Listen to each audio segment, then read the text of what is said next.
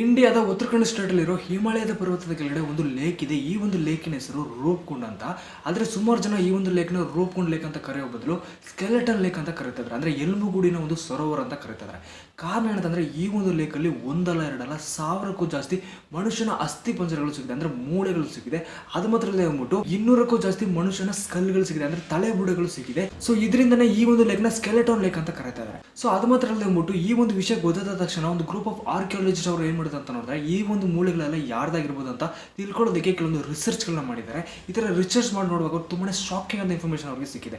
ಏನಂತ ನೋಡಿದ್ರೆ ಇದರಲ್ಲಿದ್ದ ಕೆಲವೊಂದು ಮೂಳೆಗಳು ಸುಮಾರು ವರ್ಷದ ಹಿಂದೆ ಇದ್ದ ಮನುಷ್ಯರ ಮೂಳೆ ಅಂತ ಹೇಳ್ತಾರೆ. ಸೊ ಅದು ಮಾತ್ರ ಅಲ್ಲದೆ ಈ ಒಂದು ಲೇಕಲ್ಲಿ ಇದ್ದ ಎಲ್ಲ ಅಸ್ಥಿ ಪಂಜರಗಳು ಅಂದ್ರೆ ಸ್ಕೆಲೆಟನ್ಗಳು ಬೇರೆ ಬೇರೆ ದೇಶದ ಜನರದು ಅಂತ ಹೇಳ್ತಾರೆ. ಇಲ್ಲಿ ತುಂಬಾನೇ ಹೈಲೈಟ್ ಆಗಿರೋ ಒಂದು ವಿಷಯ ಅಂತಂದ್ರೆ ಯಾಕೆ ಬೇರೆ ಬೇರೆ ದೇಶದ ಜನರು ಸಂಬಂಧವಿಲ್ಲದೆ ಈ ಒಂದು ಲೇಖಗೆ ಬಂದು ಪ್ರಾಣ ಬಿಟ್ಟಿದ್ದಾರೆ ಅನ್ನೋದು ತುಂಬಾನೇ ಮಿಸ್ಟ್ರಿ ಆಗಿದೆ.